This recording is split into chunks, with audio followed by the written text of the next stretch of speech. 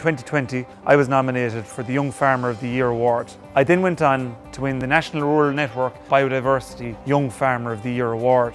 My name is Joe Melody. I'm farming in partnership with my father, JJ, here in Bunratty, County Clare. We're farming on 2 blocks, our home farm, which is just over 115 acres. That's home to the dairy herd.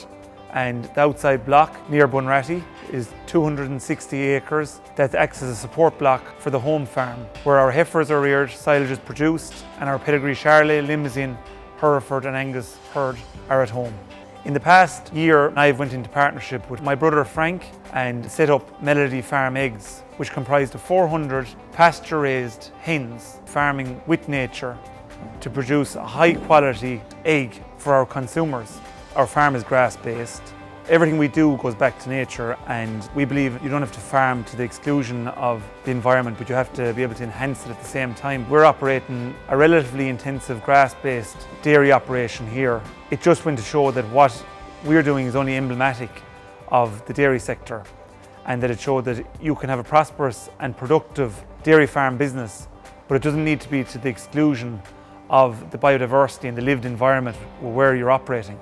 We're in various different schemes. One of the main schemes we're in is GLOS. We adopt various different measures, some being traditional hay meadows, low input permanent pasture, and the wild geese and swans scheme for our nesting birds on the riverbank on our outset farm in Bunratty. There are some key areas in the farm in terms of biodiversity. One of our main habitats is a 3-kilometre stretch of estuary riverbank fronting the River Shannon near Bunratty. This area is beyond a wildlife corridor, it's also an ecosystem. And what we've seen is we're managing that to promote the habitat of the wild geese and swans. So there's a couple of pieces to that. One of the key things is the management of the herbage and the grassland and the salt marsh on the outside. So we exclude cattle from that area from the month of October until April. And that allows a decent amount of grass there to allow these birds to graze on and to nest in. Another area that we're very proud of is our broadleaf trees and our hedgerows.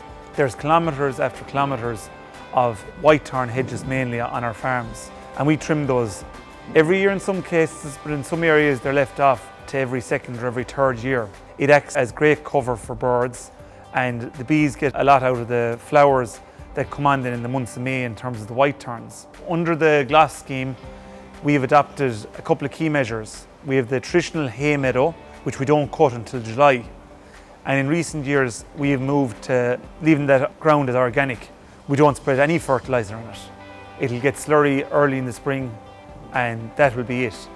But other than that, it's cut for hay in July. And we've seen a lot of wild, lowland type of flowers prosper there in recent years, and old meadow grasses. Mightn't be our most productive piece of ground, but it definitely serves its purpose. And there's something very beautiful about it this time of year when you can see the flowers coming along what we call corxes, but lowland meadows. We have to look at where we are today, but where we'll be in a few years' time. So the word sustainability is important. This was an important award for myself and my family, as it was obviously an endorsement of not only the years of hard work myself and my father and my family have done on the farm, but it was also an endorsement of the stewardship that generations that went before us have done on the land. And it showed that we're doing nothing extraordinary. We're just doing the ordinary things in an extraordinary way.